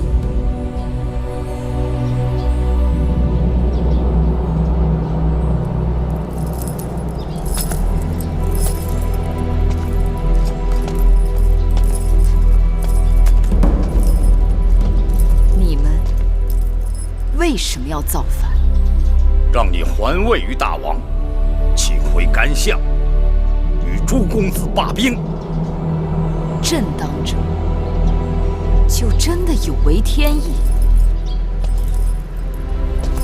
银华、甘茂等人的主张，就真的这么受人拥戴吗？你们当初当兵，必定不是为了造反，你们沙场浴血。卧冰尝雪，千里奔波，赴汤蹈火，为的不仅仅是效忠君王、保家卫国，更是为了让自己活得更好，让自己在沙场上挣来的功劳能够印及家人，为了让自己能够建功立业、人前显贵，是也不是？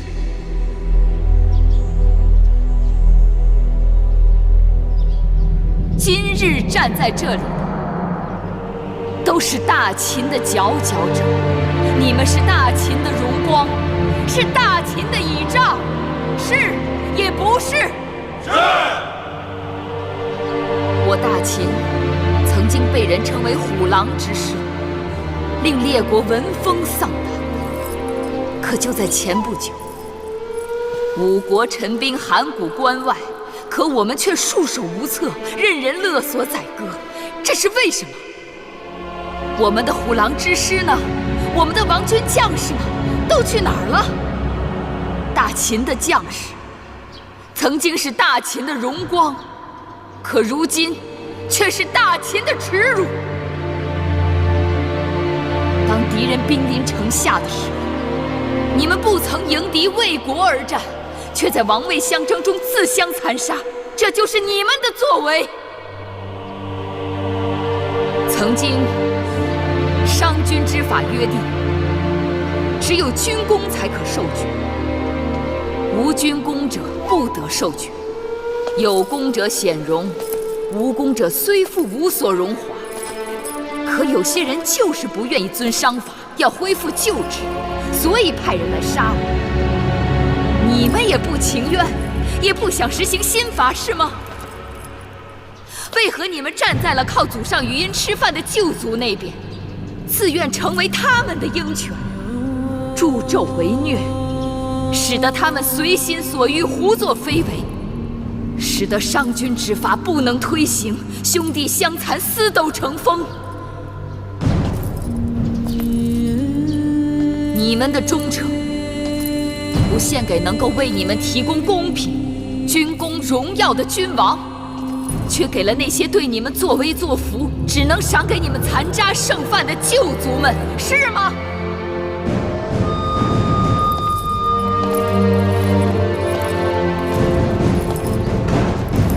将士们，我承诺你们，从今以后，你们所付出的一切血汗都能够得到回报。任何人触犯秦法，都将受到惩处。秦国的一切将是属于你们和你们儿女的。今日我们在秦国推行这样的律例，他日天下就都有可能去推行这样的律例。你们有多少努力，就有多少回报。你们可以成为公士，为上造，为不更，为左庶长，为右庶长，为少上造，为大上造，为关内侯，甚至为彻侯，10亿万户。你们敢不敢去争取？能不能做到？我们能，我们敢，我们做得到。我们能，我们做得到。我们敢，我们能，我们做得到。太好，太好，太好，太好，太好，太好，太好，太好，太好，太好，太好，太好，太好，太好。臣有罪，请治臣的罪。请治臣的罪。你们有罪，但你们敢于认罪，你们个个都是勇士。我此刻不治你们的罪，我要你们去平定内乱，去沙场上将功折罪，做得到吗？臣做得到，臣做得到。我们敢，我们能，我们做得到。我们敢，我们做得到。我们敢，我们能，我们做得到。我们敢，我们能，我们做得到。我们敢，我们做得到。我们敢，我们能，我们做得到。太好，太好，太好，太好，太好，太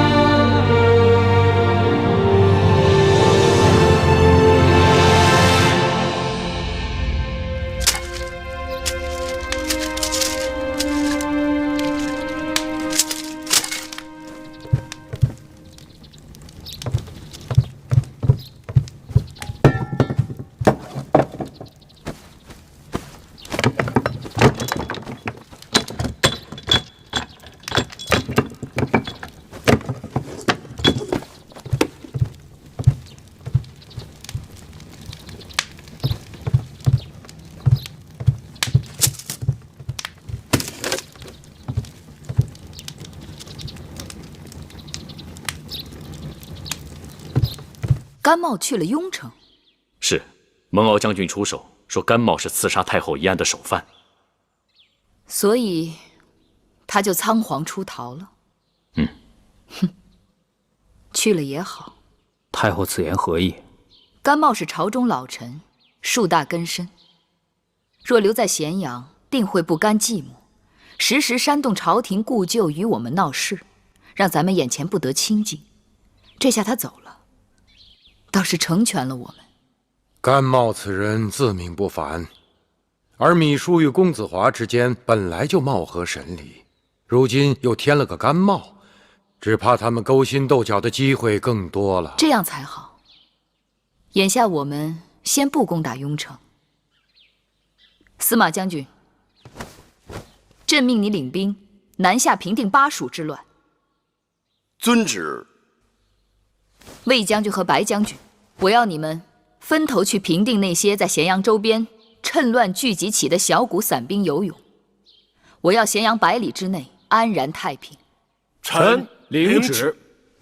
至于那些各立山头的公子们，平日里他们只懂得争名夺利，却不知守望相助，恨不得少一个人就少一个对手。等我们整肃完内部，准备好粮草，再一一收拾他们，绝非难事。太后，魏夫人她出头了。什么？她跑了？她在企图混出咸阳城门的时候，被守城官兵抓住了。你们说说，该对她怎么办？幸亏抓住了，有魏夫人在我们手里，银华投鼠忌器，也不敢过分造次。甘茂去了雍城，魏夫人也想去雍城。看来这雍城真是个好地方。去，带魏夫人来见我。是。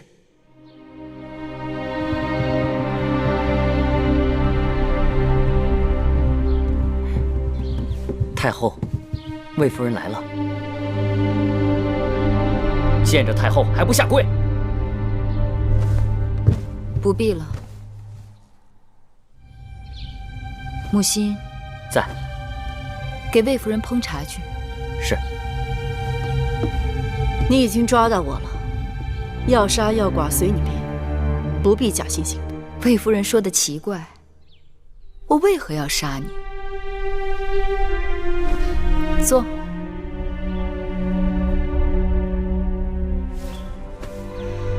你与公子华已经很久不见，骨肉相思是人之常情。只是雍城离咸阳路途遥远，四乡因兵乱而匪贼横行。魏夫人只带一个奴婢便上路，未免考虑不周。至少该有车马相随，侍从护送。你什么意思？朝廷可以派人送你去雍城。送我去雍城？对。公子华是我大秦难得的人才，又是先惠文王的长子。只要魏夫人去了雍城，劝说他解散叛军，恢复秦法新政，一切就都好商量。怎么好商量？让他以江山社稷为重，归顺朝廷，我和大王可以既往不咎，不废称号，不夺封地，委以重用。怎么，魏夫人，你不愿意？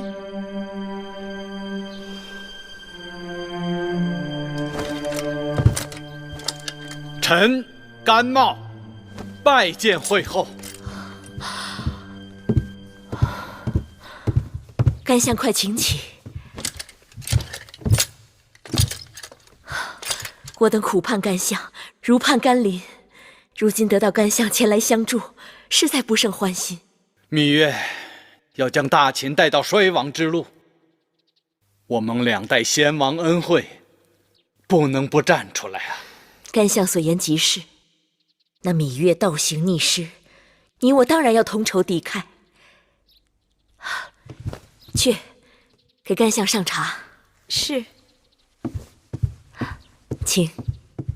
惠后或许不知，与我前后脚来到雍城的还有一人。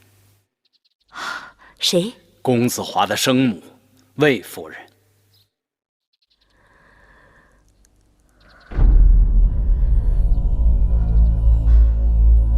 他怎么来了？谁让他来的？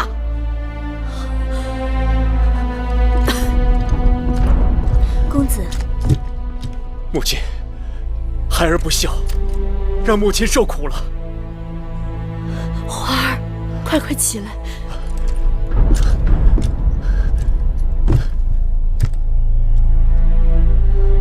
华儿，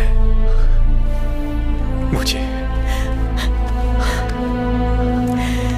母亲逃出咸阳，平安到达雍城，真是孩儿的幸运。华儿这话错了，母亲是被王军的人马护送到雍城的。芈月。是啊，他送我来，希望我能说动你罢兵，归顺朝廷。你答应他了？我当然答应他了。母亲，喝口水。花儿，母亲一心只想见你，她就算是让我跳火坑，我都会答应。不过，我告诉她，最后结果如何，都由我华儿自己做主。母亲，华儿已经没法回头了。华儿身边站着诸位王族兄弟，背后是秦国所有的旧族。惠后已经答应立我为储君，一旦攻入咸阳城，便即刻立我为王。那大秦的明日，不是那芈月的，便是华儿我的。我同那芈月已经不共戴天。花儿，无论你打算怎样做，母亲都赞同。那就要让那惠后尽快兑现诺言。你是先王的长子，德才兼备，军功赫赫，受众人拥戴。他立你为王，那是你该得的。有了这个名分，你就可以名正言顺的带领着你的兄弟们进军咸阳。魏夫人真是命好，别人离开咸阳都面容污秽、狼狈不堪，看魏夫人却衣裳光鲜、气定神闲的样子。这一路上怕是也没吃什么苦吧？惠后说得对，人该吃多少苦，都是命里有数的。上天眷顾我华儿，我也跟着沾光。依微臣看，魏夫人能来雍城也是件好事。从此公子上阵杀敌，也就不会再有后顾之忧了。确实，由此可见，芈月能从魏夫人来雍城，那也是从善之举。你胡说什么？那芈月会有此等善心？此举或许是来动摇军心的。军心稳不稳，如今都是我华儿说了算。不管怎样，从这件事看，妇人之仁，免不了要做舍本的生意啊。魏夫人从咸阳来，应该知道咸阳那边正在整顿兵马，筹集粮草，准备对付朱公子。眼下战局焦灼，不知诸位有何打算？想必甘相也知道，这雍城乃是大秦宗庙所在，这里旧部力量强大，对我部一向倾力支持。我们与咸阳那边已有大小几战，各有胜负。如今甘相也来到雍城，说明人心所向，众望所归啊。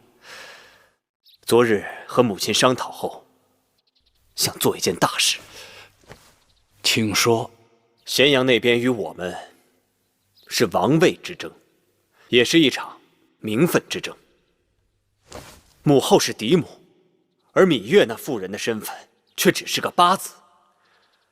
虽说公子季有先王遗诏，但母后信誓旦旦说那遗诏是伪造的。可如今，却让那芈月之子矫诏登基，误导天下。若我们也能在雍城宣告登基，就可传召天下，号令父王的旧部老臣倒戈。兄长得陇望重，为我大秦之王，乃是众望所归。华儿说的是实情，但此时此刻宣告登基，恐怕不妥。有何不妥？你应当知晓，在母后心中，你是大秦唯一的新君。我们之所以能跟咸阳抗衡，是因为我们聚集了朱公子的势力，人马兵力甚至多过芈月的兵马。朱公子虽威望才德远不及你公子华，但他们人人皆有争位之心，王位空置，可以使他们戮力同心。若是公子莽撞宣布登基为王，诸公子心生不满，只怕你公子华会成为诸公子的敌人。那也不能一直这样下去，让我华儿无名无分，出生入死。母亲不必多说，你们该知道，我嬴华并非真的贪图那个王位，我只是为母后抱屈，不忿那芈八子以伪诏发号施令，完全不把母后放在眼里。华儿为母后着想，我记在心里。其实母后也巴不得你公子华立即登基，运筹帷幄，号令天下。但母后也得为大局着想。从长计议，惠后此言诚恳，以臣之见，还是暂缓称王为更好。只要惠后在，诸公子为了示好惠后，便会听从我们从雍城发出的号令，公子的王位也指日可取。好了，此事就商议到此吧。